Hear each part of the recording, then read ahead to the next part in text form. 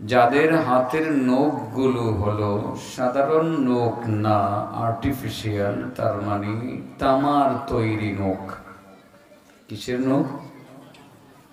তামার তৈরি নখ, অনেক ধারালো। বেলিটকে ধার দিলে যেমন বেলিটের ধার হয়, এরকম ধারালো নখ দেখতে পাইলাম তাদের হাতের পাঁচটি পাঁচটি করে 10টি আঙ্গুলে। কিসের নখ বলো ছেলেরা? কিসের নখ?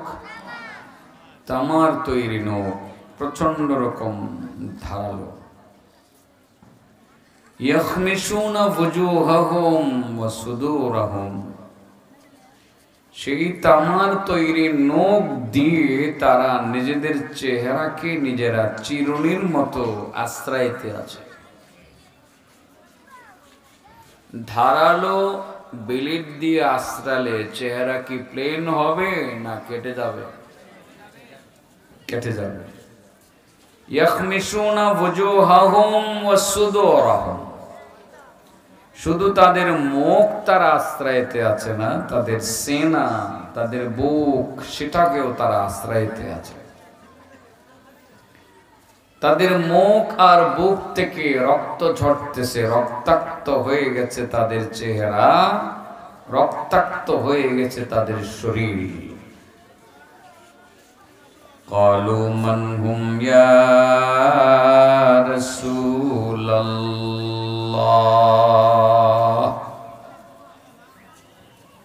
সাহাবায়ে কেরাম ডেকে বললেন, নবী গো, বুঝতে পারলাম না ওই লোকগুলো কারা যাদের হাতের নখ হলো তামার তৈরি নখ, প্রচন্ড রকম ধারালো নখ। নিজেদের নখ দিয়ে নিজেদের চেহারা আশ্রয়তে আছে, ক্ষত বিক্ষত করতেছে নিজেদের চেহারাকে, নিজেদের বুকে আশ্রাইতে আশ্রাইতে বুকটাকেও ক্ষত বিক্ষত করতেছে। নবী গো, সেই লোকগুলো কারা যদি আপনি তাদের পরিচয়টা দিতেন। আল্লাহর নবী বললেন, আমি কিছু মানুষ দেখলাম নিজেদের নখ, তামার তৈরি নখ দিয়া নিজেদের চেহারা আশ্রয়তে আছে, নিজেদের শরীরকে আশ্রয়তে আছে, রক্তাক্ত করতেছে, আক্রমণ করতে আছে, অনবরত নিজেদের চেহারায় নিজেরা অ্যাটাক করতেছে, অনবরত নিজেদের শরীরকে নিজেরা রক্তাক্ত করতে আছে। রাসূল বলেন, আমি দেখলাম এই লোকগুলো এই নিজেদের উপরে নিজেরা নির্যাতন করতেছে। সাহাবায়ে কেরাম বলেন, ইয়া রাসূলুল্লাহ, লোকগুলো কারা যদি আপনি পরিচয় দিতেন। রাসূল বলেন, আমার উম্মতের 2 শ্রেণীর উম্মত এমন হবে যে তাদের হাতের নখগুলো তামার তৈরি নখ বানিয়ে দেওয়া হবে। তাদের হাতের নখগুলোকে তামার তৈরি নখ বানিয়ে দেওয়া হবে। কয় শ্রেণীর উম্মত বলেন? কয় শ্রেণীর উম্মত? 2 শ্রেণীর উম্মত। তাদের নখ হয়ে যাবে তামার তৈরি নখ। সেই নখ দিয়ে নিজেদের চেহারা নিজেরা আশ্রয়তে থাকবে, নিজেদের শরীরটাকে আশ্রয়তে থাকবে, ক্ষত বিক্ষত করবে, নিজেদেরকে নিজেরা শাস্তিটা কিয়ামত পর্যন্ত দিতে থাকবে, 1 সেকেন্ডের জন্য থামবে না। কয় প্রকার মানুষের নখ তামার তৈরি নখ হবে? আমি আস্তে আস্তে বলতেছি, ক্যারে লোকজন মাত্র আইতাছে না ভাই সাহেব। আমি দেখতেছি যে হেরার কথা হইলো আতিকুল্লাহ শুরু করলে যেমন, মানে হেরা মাত্র আইতাছে, আর 2টা মিনিট তাদের জন্য অপেক্ষা কইরা মূল বিষয়টা শুরু করে দেয়। একটু জিজ্ঞাসা করতে চাই, বন্ধু পাগড়িওয়ালা,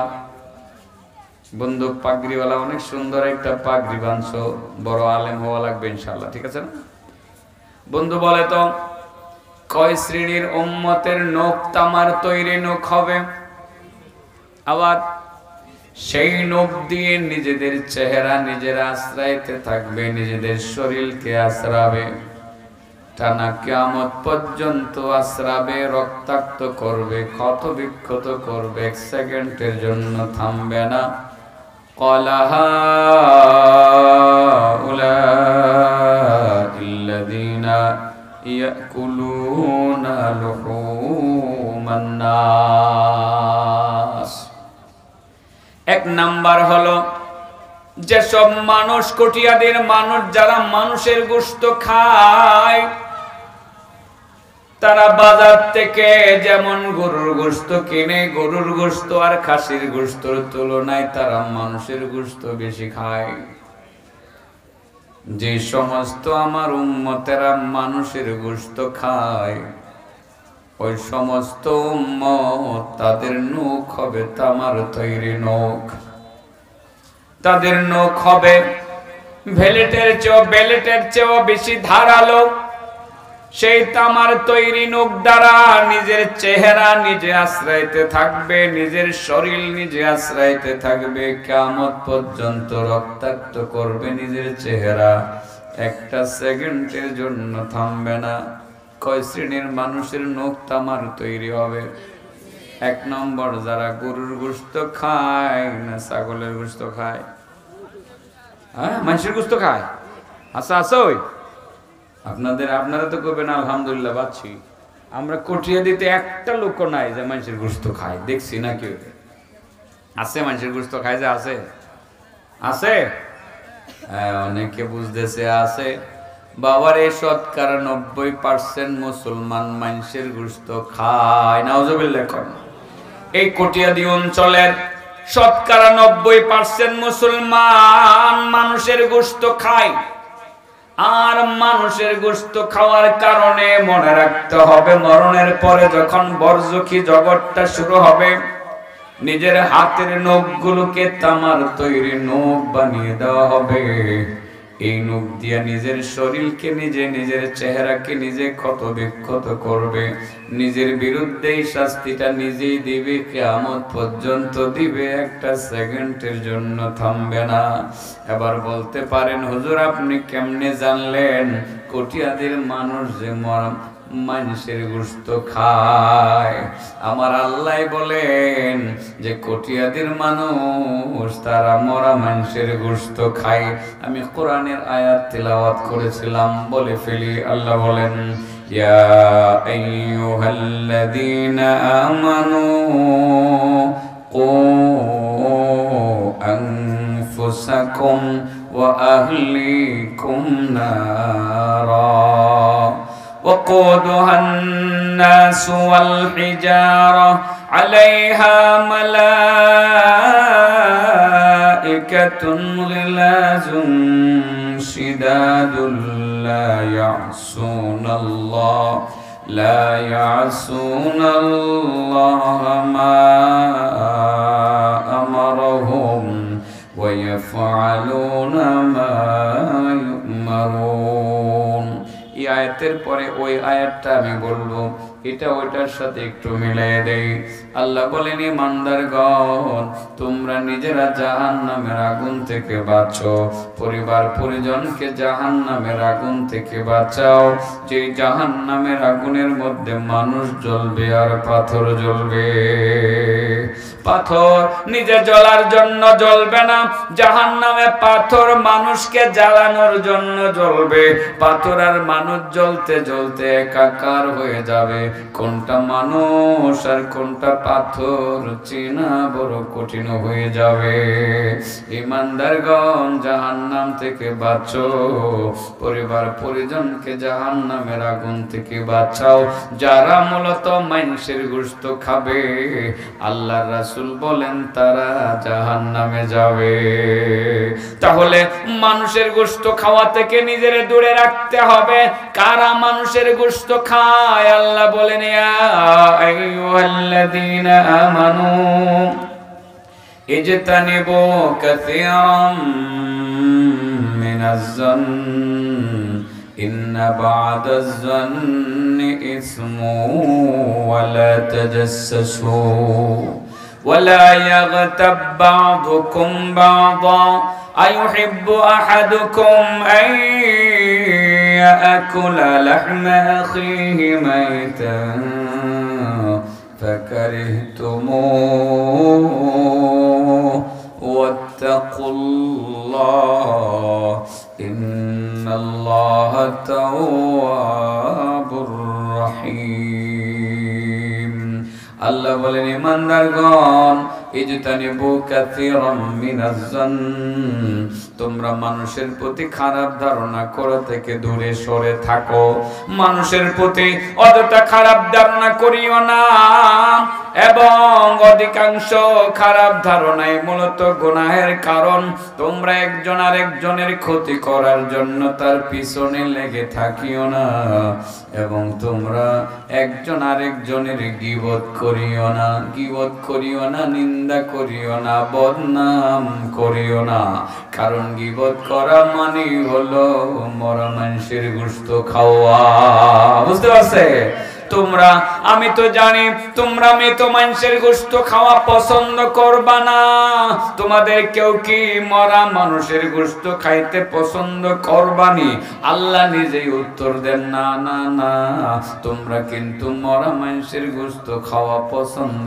করবে না যেহেতু তোমরা মৃত মানুষের গোশত খাইতে পছন্দ করবে না অতএব তোমাদের উচিত মৃত মানুষের গোশত না খাওয়া তার মানে হলো মানুষের গীবত না করা কারণ গীবত করা মানে হলো মরা মানুষের গোশত খাওয়া তাইলে মরা মানুষের গোশত যে খায় এমন মানুষ কুটিয়া দিতে আসে না নাই রাসূল বলেন লাম্মা উরিজাবি মারারতু বিকাউমিন লাহুম আযফারুম মিন নুহাস ইয়াকমিশুনা ফুজুহাহুম ওয়া সুদুরহুম قالوا من هم يا رسول الله قال هؤلاء الذين يأكلون لحوم الناس ويقعون في أعراضهم আল্লাহর নবী বলেন যখন আমাকে মেরাজে নিয়ে যাওয়া হলো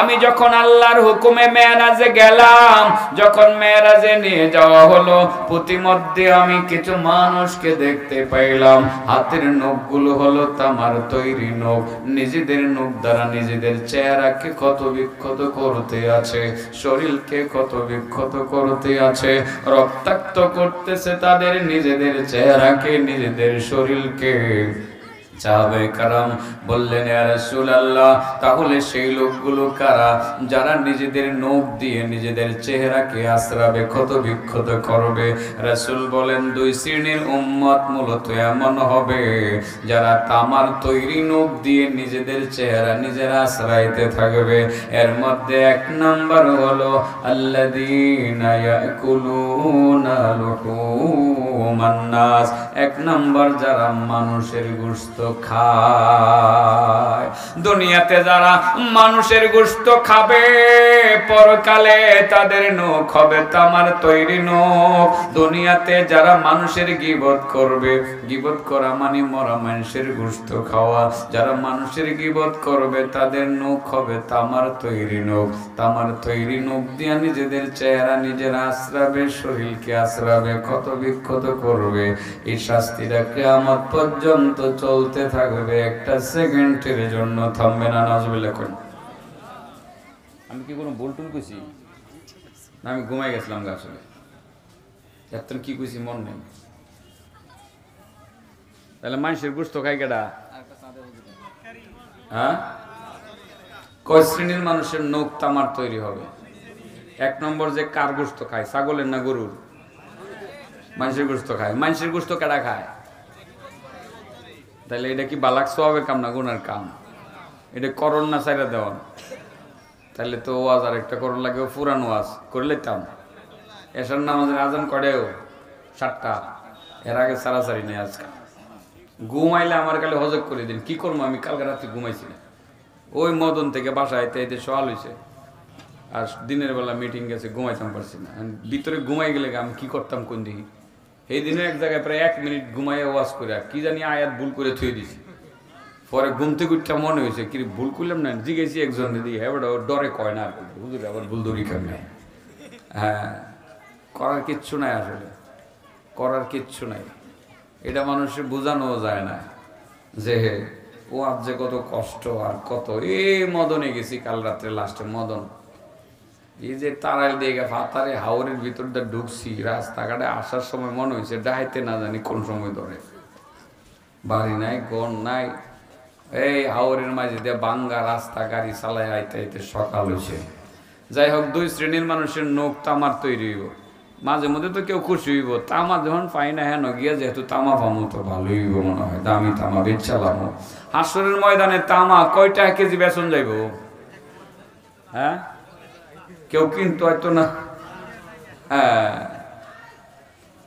যারা মরা মানুষের গোশত খায় তাদের নখ হবে তামার তৈরি নখ। এই নখ দিয়ে নিজের চেহারাতে নিজে আশ্রাবে, বোঝানোর জন্য। গীবত করা মানে যে মরা মানুষের গোশত খাওয়া, বোঝানোর জন্য সেই পুরনো গল্পটা আবারও বলি, যেটা প্রাইমারি স্কুল মাঠে করেছিলাম। মনে আছে কিনা জানি না, 3 ঘন্টা 35 মিনিট ওয়াজ করছিলাম। এই সময় তো জোয়ান আসলাম না আমি, এই সময় এত সময় ওয়াজ করা আমার জন্য খুব বেশি কষ্টের ছিল না। আর এখন খালি গৌরী দিহি কতক্ষণ পরে পরে সৈয়দ ভাই আইছেন যে 1 ঘন্টা কবে বাঁচবো আর কবে আমি মাইকটা ছাইড়া দেব। এখনো গড়ি দেখতেছি আধা ঘন্টা প্রায় 25 মিনিট হয়ে গেছে গা। আর যদি আমি যখন বসছি, বসার থেকে ধরি, তাইলে 40 মিনিট হয়ে গেছে না। ও যাই হোক, 7টা পর্যন্ত যেমন লাগবো, যেহেতু নামাজ 7:15 না, 7টার কাছাকাছি ইনশাল্লাহ যাবো। সেই পুরানা গল্পটা আবার বলি। সৈয়দ ভাই, 2 শ্রেণীর মানুষের নখ হইব তামার তৈরি নখ। কয় শ্রেণীর? 1 নম্বর যে কার গোশত খায়? ছাগলের গোশত, মাইনসের গোশত। মাইনসের গোশত কারা খায়? যারা কি করে? গীবত করে। তাইলে এই গল্পটা কইতাম, ওই 3জন 4 বন্ধু বয়ে বয়ে বাদাম খায় না গিয়ে নাও। কি খাইতেছেন ভাই? চাপ গোশত খাইতেছেন না তো?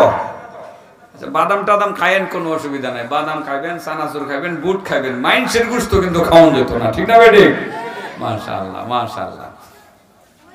নবী একজন, আল্লাহ নবীর স্বপ্ন দেখাইছে। কি দেখাইছে? ভালো করে বুঝছেন, কথা খুব গুরুত্বপূর্ণ। কিন্তু নবীর স্বপ্নে কয়, নবী তোমার প্রতি আমার নির্দেশ হলো, আগামীকাল যখন তুমি ঘুম থেকে ওইটা কোনো একটা কিছু দেখবা, আজকে রাত্রে ঘুম থেকে জাগার পরে সর্বপ্রথম যে জিনিসটা তোমার সামনে পড়বে, ওই জিনিসটা দেখা মাত্রই খায় লেবা। কি করবা? মানে 1 নম্বর তোমার সামনে যেটা আসবে, এটা কি করবে? খেয়ে ফেলবে। সিরিয়াল মনে রাখতে হইব। 1 নম্বর খেয়ে ফেলবে। হাবিব সাহেব, 1 নম্বর কি? খেয়ে ফেলবে। 1 নম্বর খেয়ে ফেলবে। তুমি সুজা হয়ে বউ। মাশাআল্লাহ, ভালো ছেলে। নবীরে আল্লাহ বলছে সর্বপ্রথম যেটা পাইবা এটারে খাই লেবা। আর 2 নম্বরে যে জিনিসটা পাইবা, এটারে ডাক্কা থুয়ে দিবা। কি করবা? কটা গেল? 2টা। যাইব কয়টা? 4টা দেব নাকি 5টা দেব? না, দেখি গুণা লই। 1 নম্বরে খেয়ে ফেলবা, 2 নম্বরে ডাক্কা থুয়ে দিবা, আর 3 নম্বর যেটা পাইবা এটারে আশ্রয় দিবা। কি দিবা? 4 নম্বর যেটা পাইবা এটারে নিরাশ করবা না। কি করবা না? করে গেছে 4টা। আর 5 নম্বর যেটা পাইবা এটারে দেখবা খালি একটুকুই, দেখ কাজে একটা দৌড় দিবা, এর আশেপাশে আর নাই, একেবারে 5 কিলো দূরে গিয়ে দাঁড়াইবা, এর আগে দাঁড়ানো নাই আর। তার মানে 5 নম্বরে দৌড়ে পালাইবা। কয়টা? 5টা গেছে। কও 1 নম্বরে খাইয়া লাইবা, 2 নম্বরে ডাক্কা থইবা, 3 নম্বরে আশ্রয় দিবা, 4 নম্বরে নিরাশ করবা না, আর 5 নম্বরে দৌড়ে পালাইবা। 5 সিরিয়াল মনে থাকবে। সিরিয়াল মনে থাকলে আপনি কথাগুলো সব কটা বুঝবেন ইনশাআল্লাহ। নবী রাতের বেলা স্বপ্ন দেখলেন, আল্লাহ নবীকে স্বপ্ন দেখাইলেন, মানে ওহী নাজিল করলেন। নবীদের কাছে স্বপ্নের মাধ্যমে ওহী আসতো। নবী তিনি স্বপ্ন দেখলেন, তার মানে আল্লাহ নবীকে হুকুম করলেন, নবী সর্বপ্রথম যেই জিনিসটা পাইবা তারে খাইবা, সকাল থেকে সকালে ঘুম থেকে জাগার পর নবী যখন ঘর থেকে বের হলেন, বের হয়ে দেখতে পাইলেন তার চোখের সামনে বিশাল বড় একটা পাহাড় দেখা যায়। কি দেখা যায়? পাহাড় কি খাওয়া সম্ভব? তাও আবার মাটির পাহাড় না, পাথরের পাহাড়। পাথর আবার খায় কিভাবে? দাঁত দিয়া পাথর ভাঙ্গা সম্ভব না, সম্ভব না। নবী এবার মহা টেনশনে পড়ে গেলেন। এত বড় পাহাড়, নিচের অংশ দেখা যায় কিন্তু উপরের অংশ দেখা যায় না। এত বড় পাহাড় খাবো কিভাবে, কেমনে খামু? মহা মুশকিল। যেহেতু নবী, আল্লাহর হুকুম পালন আমাকে করতেই হবে, চেষ্টা তো করা লাগবে, নচেত নবুয়তের দফতরে আমার নামটা থাকবে না। নবীর কথা হলো আসসায়ু মিন্নি ওয়াল ইতমামু মিনাল্লাহ, আসসায়ু মিন্নি ওয়াল ইতমামু মিনাল্লাহ। আমি তো শুধু চেষ্টা করার মালিক, পূরণ করায় দিবেন কে? আমার আল্লাহ। আমি চেষ্টা করে যাব, বাকি কাজটা যদি আল্লাহ আমারে দিয়ে করায় দেয় তো আলহামদুলিল্লাহ।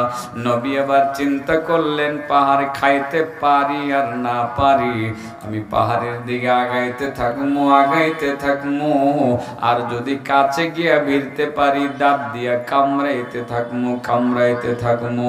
যত তাড়াতাড়ি কামড়াইয়া খাইতে পারি খামো, নাইলে না খামো। আমি চেষ্টা করতে কোনো ত্রুটি করবো না। এবার পাহাড়ের দিকে আগাইতে শুরু করলেন। পাহাড় খালি ছোট হয় আর পিছায়। আর একটু সামনে গেলেন, পাহাড় ছোট হয়ে গেল আর পিছাইয়া গেল। এইভাবে যাইতে যাইতে যাইতে যাইতে পাহাড়ের একেবারে কাছে চলে গেল। পাহাড়টা অনেক ছোট হয়ে গেল। ছোট হইতে হইতে একটা হালুয়ার টুকরার মতো হয়ে গেল। এবার নবী সেই হালুয়ার টুকরাটা হাতের মধ্যে নিয়া 1 সেকেন্ডের মধ্যে মুখের ভিতরে দিয়ে ফেললেন। সুবহানাল্লাহ বলেন। অসম্ভবকে সম্ভব করেন কে? আল্লাহ। এত বড় পাহাড় খাওয়া সম্ভব ছিল না, বিশাল বড় পাহাড়কে আল্লাহ হালুয়ার টুকরার মতো বানাইয়া দিলেন। কিন্তু নবীর কথা হলো, এত বড় পাহাড় আবার হালুয়ার টুকরো হলো কিভাবে? দেখলাম কি আর হইল কি? আমি দেখলাম পাহাড় হয়ে গেল হালুয়ার টুকরা। এবার আমি আল্লাহর কাছে যদি আবার যাই দেখা করতে পারি, আল্লাহরে জিগায় মনে, আল্লাহ তুমি এটা আমারে কি বুঝাইলা? কিছুই তো বুঝলাম না। 1 নম্বরে চোখের সামনে পাহাড় পড়লো, পাহাড় সিরিয়াল মনে আসেনি। আর একটু সামনে অগ্রসর হইলেন। হুকুম ছিল কি? ডাইক্কা থুয়ে দিবা, কি থুয়ে দিবা? হুকুম ছিল ডাইক্কা থুয়ে দিবা। আর একটু সামনে অগ্রসর হয়ে দেখেন বিশাল বড় একটা স্বর্ণের টুকরা দেখা যায়। 2-4-5 কেজি ওজনের স্বর্ণের টুকরা চোখের সামনে পড়লে কত রকমের জায়েজ করার ফতোয়া, যে কত রকমের ফতোয়া আমাদের মুখ থেকে বের হইতো। আল্লাহর হুকুম, নবী 2 নম্বরে যেটা তোমার চোখের সামনে পড়বে তুমি ডেকে ফেলবা। নবী 2 নম্বরে স্বর্ণের টুকরা দেখতে পাইলেন। তিনি আবার বালি মাটি দিয়ে ঢেকে ফেললেন। সামনে অগ্রসর হয়ে আবার পিছনের দিকে নজর দিলেন। নজর দেওয়ার পর দেখলেন যে স্বর্ণের টুকরাটা আগে যেমন ভাষা ছিল আবারও ভেসে গেছে। আবার ঢেকে ফেলেন, আবার ভেসে যায়। সর্বশেষ সিদ্ধান্ত নেন, আমার দায়িত্ব হলো চেষ্টা করা, আমি করলাম, বাকিটা হলো আল্লাহর। আমার চেষ্টা আমার জায়গা থেকে আমি করে গেলাম, আমি ঢেকে রাখলাম। বাকি ঢেকে থাকবে কি থাকবে না সেটা আল্লাহর ব্যাপার। আমি সামনে অগ্রসর হয়। 3 নম্বর হুকুম ছিল কি? 3 নম্বর হুকুম ছিল কি? আশ্রয় দিবা। একটু সামনে অগ্রসর হলেন। এবার নবী দেখতে পাইলেন বিশাল বড় একটা উট পাখির মতো একটা পাখি পাওয়া যায়, তা পাওয়া গেছে, দৌড়াইতে আছে।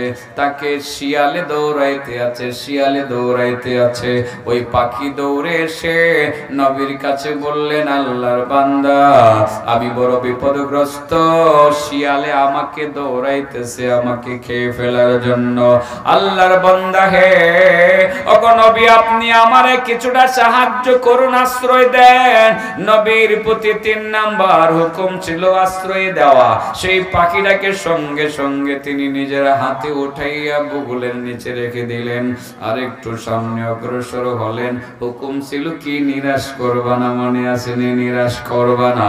সামনে অগ্রসর হওয়ার পরে দেখতে পাইলেন এবার শিয়াল মামু, যে শিয়াল মামু উট পাখিটারে দৌড়াইতে আসিল, শিয়াল মামু আইসা হাজির হইয়া গেছে। শিয়াল মামু কয় আল্লাহর ওলি, ওগো আল্লাহর নবী আমার পেটে বড় ক্ষুধা, দয়া করে আমারে পাখিটা দিয়ে দেন, আমি খাইয়ালাই। এবার যদি শিয়াল মামুর কথা শোনা হয় 3 নাম্বার হুকুম লঙ্ঘন হয়ে যায়, আর 3 নাম্বার হুকুমে যদি অটল থাকা হয় 4 নাম্বার লঙ্ঘন হয়ে যায়।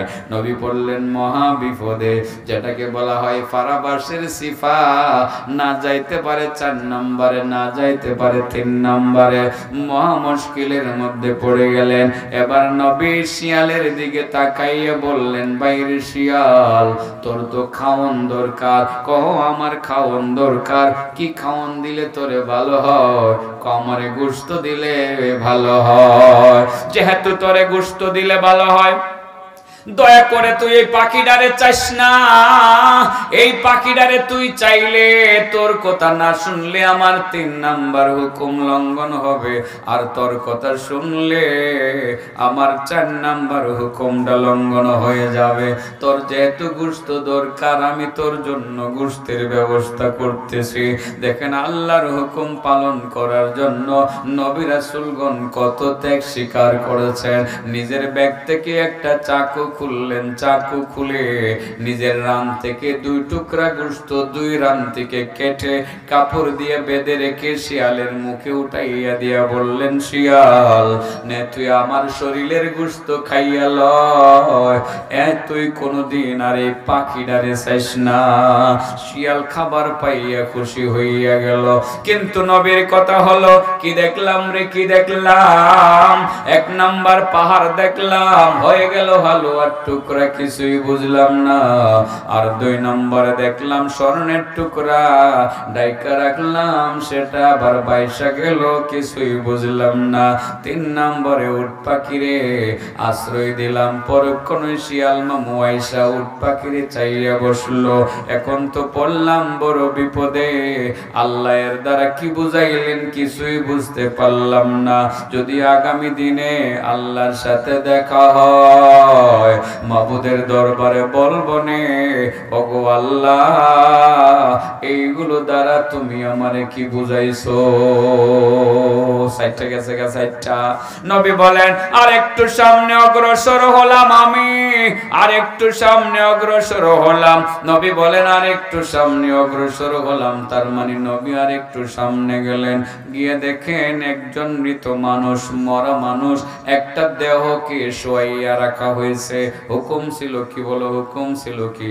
দৌড়ে পালাবা। হুকুম ছিল কি? দৌড়ে পালাবা। বলো নাকি? হুকুম ছিল কি? দৌড়ে পালাবা, দৌড়ে পালাবা।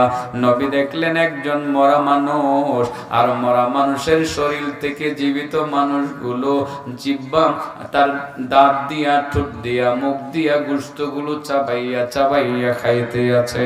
হুকুম ছিল দৌড়ে পালানো। নবী সেই জায়গাতে দাঁড়ালেন না, সেটা দেখলেন। দৃশ্যটা দেখার পরে সেখানে আর তিনি স্টে করলেন না। আল্লাহর হুকুম ছিল দৌড়ে পালানো, তিনি দৌড়ে পালিয়ে গেলেন। অতঃপর চিন্তা করলেন, দেখলাম কি হইল, কি কিছু তো বুঝলাম না। আল্লাহর সাথে যদি আবারও কথা হয় জিজ্ঞাসা করো মনে, আল্লাহ তুমি এসব দ্বারা আমারে কি বুঝাইছো? কটা গেছে?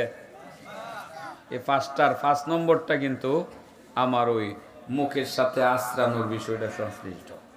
কয় নম্বরটা? 5 নম্বরটা। সিরিয়াল তো সবাই বুঝবেন। ওই আপনারা তো আমার ওয়াজ মস্তুই করে লেছেন, কে রে যে আমার দাওয়াত দেন এটাই আমি বুঝি না।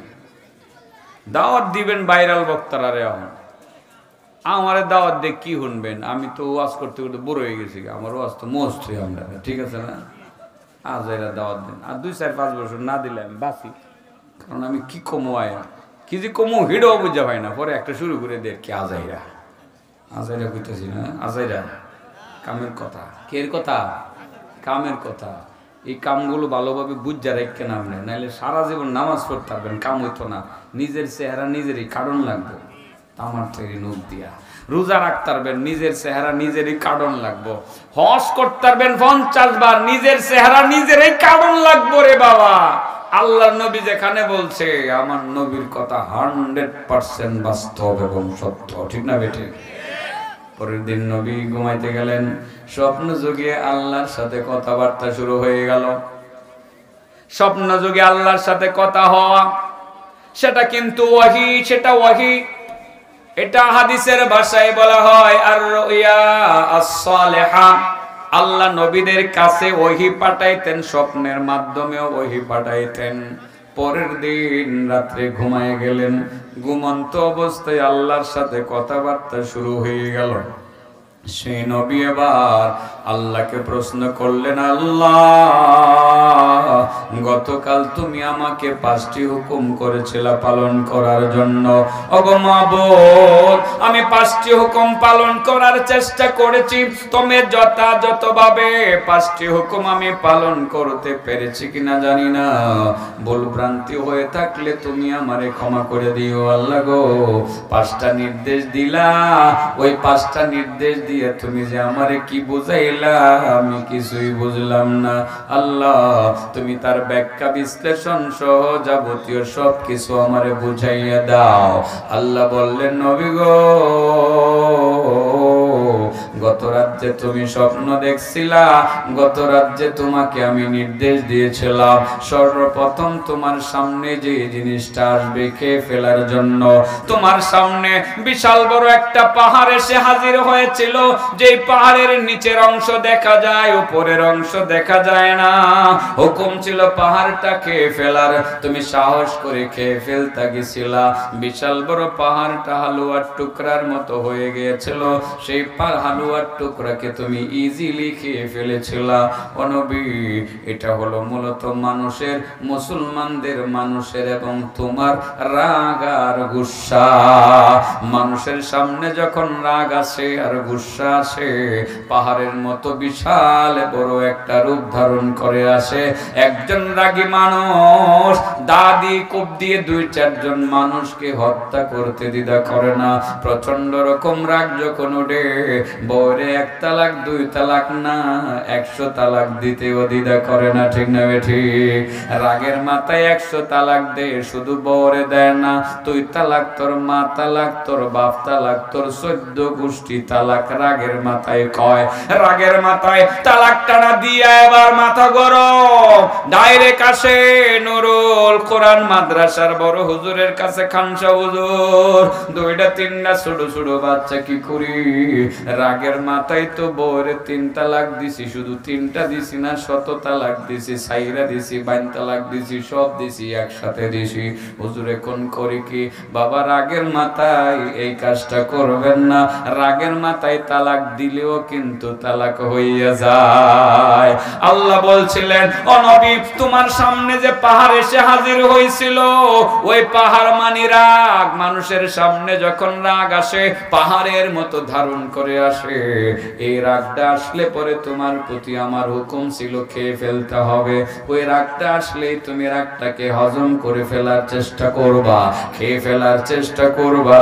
যখন তুমি রাগটাকে খেয়ে ফেলার চেষ্টা করবা, হজম করার চেষ্টা করবা, পাহাড়ের মতো রাগটা একটা হালুয়ার টুকরার মতো নরম হয়ে যাবে, মিষ্টি হয়ে যাবে। যার সাথে তোমার রাগটা উঠছিল, তার সাথে তোমার হালুয়ার মতো মিষ্টি সম্পর্ক স্থাপিত হয়ে যাবে। এই রাগটারে যদি তুমি হজম করে ফেলতে পারো, তোমার যে কত লাভ হবে। তোমার কেন, আমার যে সব বান্দা বান্দি রাগ আর গুসা হজম করবে, আমি আল্লাহ তাদেরকে জানিয়ে দিব, ও বান্দা বান্দি যারা তোমরা রাগ গুসা হজম করেছো, আমি আল্লাহ তোমাদেরকে ভালোবাসি।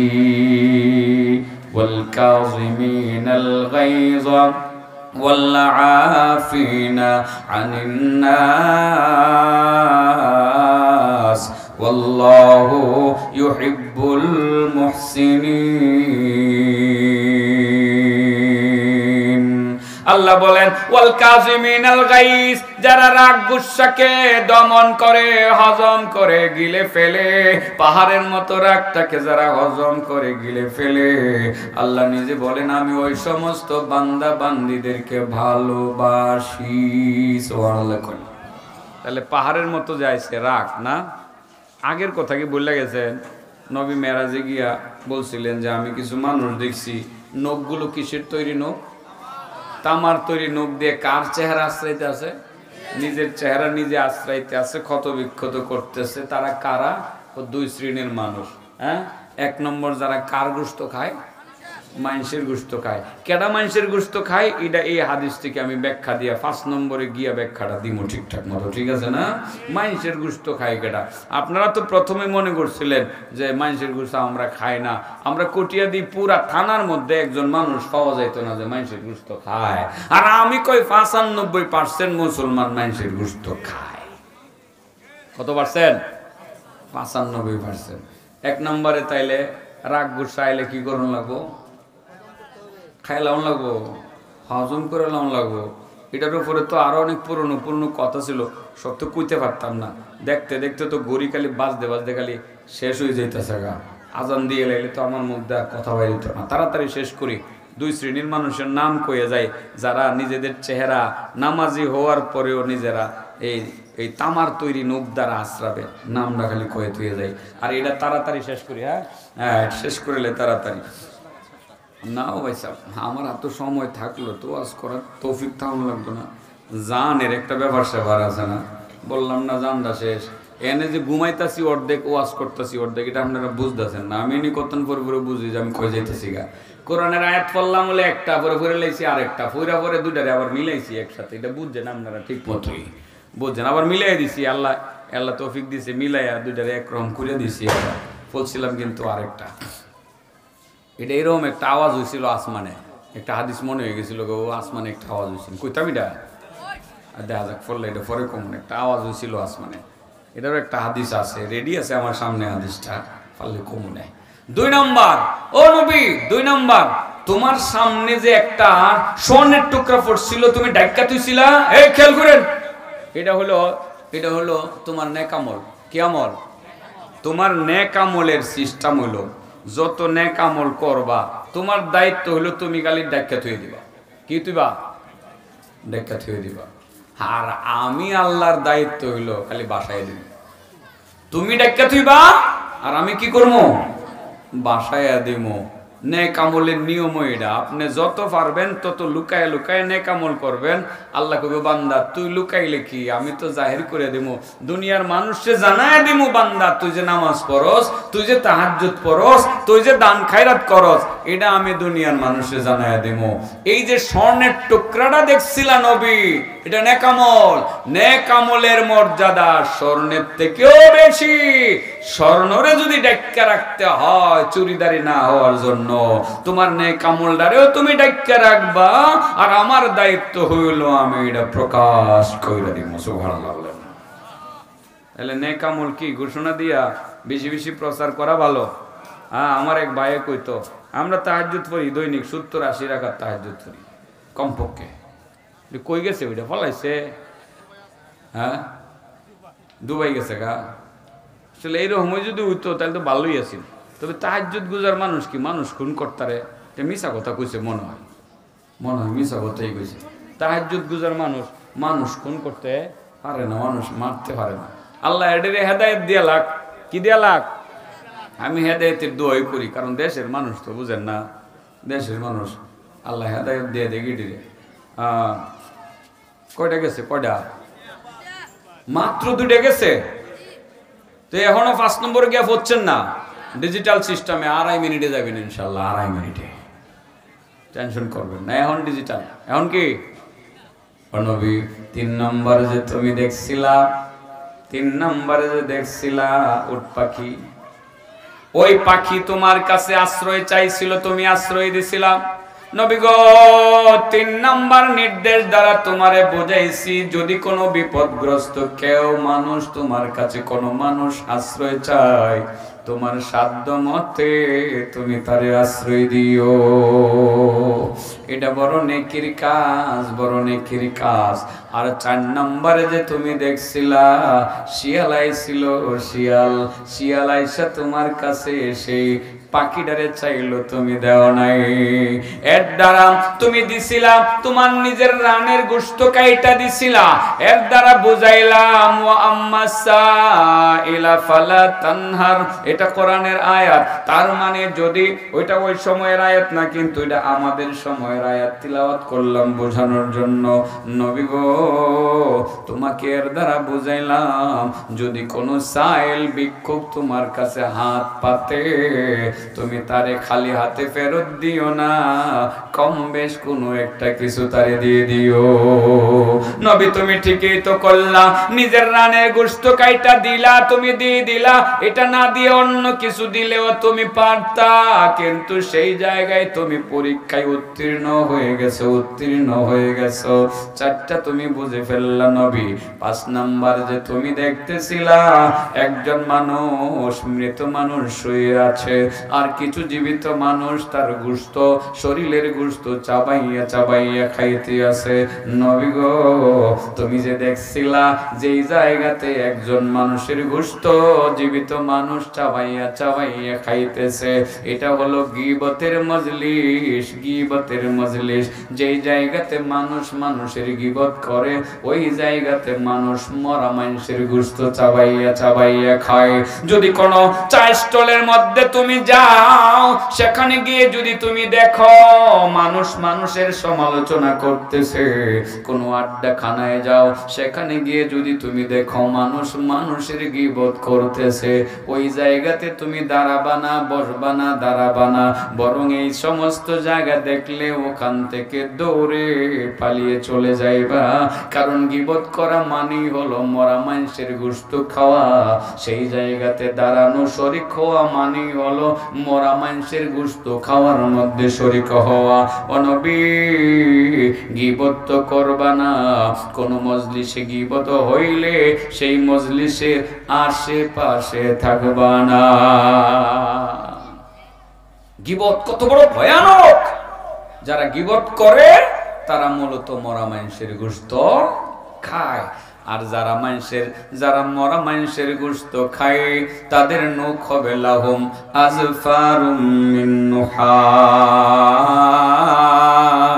তাদের নখগুলো হবে তামার তৈরি নখ। ইয়াখমিশুনা বুজুহাহুম ওয়া সুদুরহুম, তামার তৈরি নখ দিয়ে তারা নিজেদের চেহারাকে নিজেরা আশ্রাতে থাকবে, নিজেদের শরীরকে নিজেরা আশ্রাতে থাকবে, নিজেকে নিজে ক্ষত বিক্ষত করবে, নিজের চেহারাকে নিজে ক্ষত বিক্ষত করবে, নিজের বুক ছিঁড়বে, শরীরকে রক্তাক্ত করবে, নিজেকে নিজে শাস্তি দিতে থাকবে কিয়ামত পর্যন্ত। নিজেকে নিজে শাস্তি দিবে, 1 সেকেন্ডের জন্য শাস্তি থামবে না। কয় প্রকার মানুষের নখ তামার তৈরি হবে? 1 নম্বর যে কার গোশত খায়? হ্যাঁ, মানুষের গোশত কারা খায়? আবার বলো, মানুষের গোশত কারা খায়? যারা গীবত করে। বাবা এটা কি ছাড়তারছি আমরা? লাস্টে একটা সুসংবাদ দিয়ে যাবো, আমরা করে খুশি হইবেন। এখন তো মনটা খারাপ লাগতেছে, হুজুরে আমরা আজকে ধুইয়া লাইতেছে, আসলে তো গীবত করি হই। লাস্টে একটা বাউ বেটটা করে থুয়ে যাবো, কারণ লোকগুলো তো আপনারা আমার লোক হই, ঠকায় এত লাভ নাই। একটু বাউ বেটটা করে থুয়ে যাবো, আরো 2-4 মিনিট যাক না, কোনো অসুবিধা হইব আপনারা? এসার পরে তো কথাবার্তা শুনবেন। ওই লা ইয়াদখুলুল জান্নাতা কাত্তাত, আল্লাহর নবী বলেন যারা কাত্তাত, যারা মানুষের গীবত করে তারা জান্নাতে যাবে না। নামাজি গীবত করে জান্নাতে যাবে না, নামাজ পড়ে গীবত করে জান্নাতে যাবে না, রোজাদার গীবত করে জান্নাতে যাবে না, দানবীর গীবত করে জান্নাতে যাবে না, হাজি গীবত করে জান্নাতে যাবে না। ভয়ানক একটা ব্যাধি, এই ব্যাধিটার থেকে আমরা বের হয়ে আসতে পারতেছি না বাবা। কথাটা কিন্তু 100% সত্য। আমরা আসলে বের হয়ে আসতে পারতেছি? চাষ চলে বসলে 2-4 জনের গীবত না করলে কি আড্ডাটা জমে?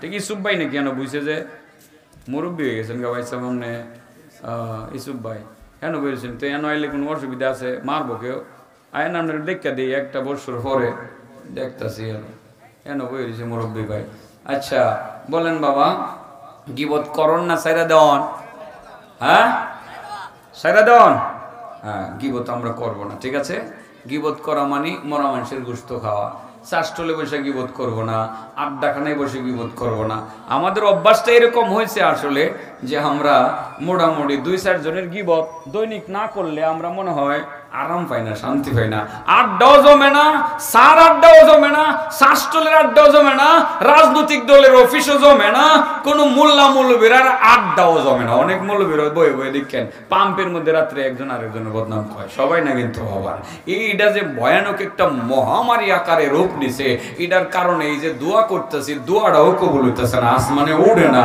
এই যে কত দোয়া করতেছি দোয়া উড়ে না আসমানের দিকে যায় না দোয়া কেড়ে যায় না ইব্রাহিম ইবনে আদহাম রাহমাতুল্লাহি আলাইহি উনি পরিষ্কার ওনার মুরিদকে ডাককে বলছিলেন ও আমার মুরিদের দল দোয়া যে কেড়ে কবুল হয় না তোরার যে অভিযোগ তোরা বলতেছস নামাজ পড়স তোরার দোয়া কবুল হয় না তোরা রোজা রাখস তোর দোয়া কবুল হয় না জানোস নি দোয়া কেড়ে কবুল হয় না তোরার অন্তরটা 10টা রোগের কারণে মারা গেছে কয়টা রোগের কারণে لأن قلوبكم ماتت بعشرة أشياء ও আমার মুরিদের দল তোদের অন্তর মারা গেছে মইরা গেছে গা 10টা রোগের কারণে তোরার অন্তর মইরা গেছে গা মারা গেছে গা আর মরা অন্তরের দোয়া আসমানে ওঠে না আল্লাহর দরবারে কবুল হয় না কয়টা রোগের কারণে অন্তর মারা গেছে 10টা রোগের কারণে এর মধ্যে একটা রোগের কথা আমি বলি প্রায় বলি ইনতাবাতুম মিনান নাওম ওয়া শাগালতুম ফি উয়ুবিন নাস ওয়া তারাকতুম উয়ুবাকুম ও আমার মুরিদের দল তোদের অভিযোগের জবাব হলো দোয়া কেন কবুল হয় না এর মধ্যে 10টা কারণের একটা কারণ হলো তোরা তো সকালবেলা ঘুম থেকে জাগস ঘুম থেকে জাগায় তোরা কুটিয়াদি বাস স্ট্যান্ডে যাস বাজারে যাস সেখানে চাষটলে বইসা শুধু মানুষের দুশ্চর্চা করস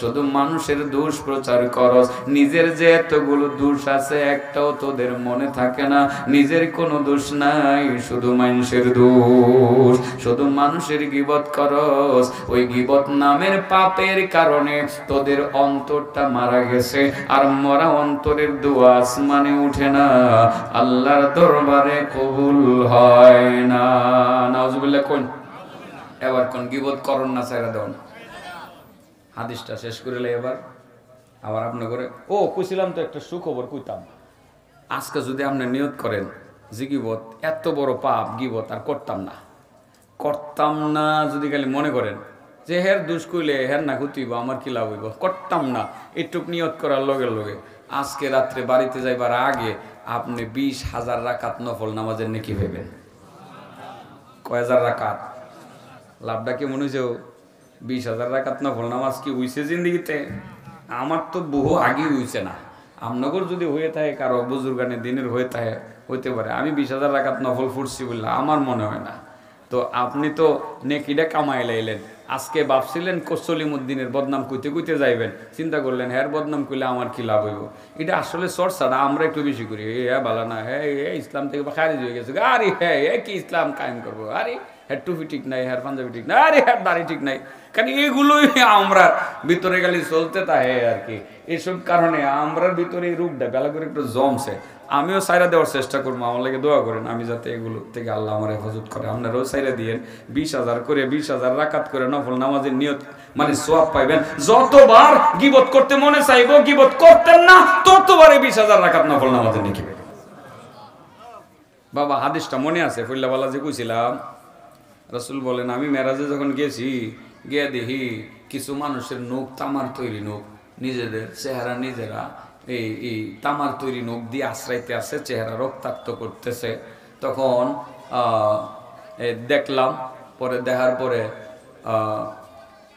আল্লাহ রাসূল সাল্লাল্লাহু আলাইহি সাল্লামকে সাহাবায়ে কেরাম বলেন কালু মান হুম ইয়া রাসূলুল্লাহ গো নবী ওরা কারা যাদের নখ তামার তৈরি নখ, এই নখ দিয়ে নিজেদের চেহারা নিজের আশ্রয়তে আছে। আল্লাহ রাসূল বলছিলেন হাউলা ইল্লাযিনা ইয়াকুলুনা লুহুমান নাস ওয়া ইয়াকাউনা ফি আরাদিহিম, দুই শ্রেণীর উম্মত আমার, এই দুই শ্রেণীর উম্মত তাদের নখ তামার তৈরি হবে, নিজেদের চেহারা নিজের আশ্রাতে থাকবে। এক নম্বর যারা মানুষের গোশত খায়। কার গোশত খায়? মানুষের গোশত কাটা খায় যারা গীবত করে। আর দুই নম্বর ওয়া ইয়াকাউনা ফি আরাদিহিম, যারা মানুষের মান সম্মান ইজ্জত নষ্ট করে। কি করে? বদনাম কইয়া মান সম্মান ইজ্জত নষ্ট করলেন, অপবাদ দিয়ে নষ্ট করলেন, নানানভাবে সামনাসামনি দাঁড়ায়া মানুষের ইজ্জত নষ্ট করলেন। সোজা কথা, যারা মানুষের সম্মান হানি করে আর গীবত করে, ওই দুই শ্রেণীর মানুষের নখ হবে হাসরের ময়দানে তামার তৈরি নখ।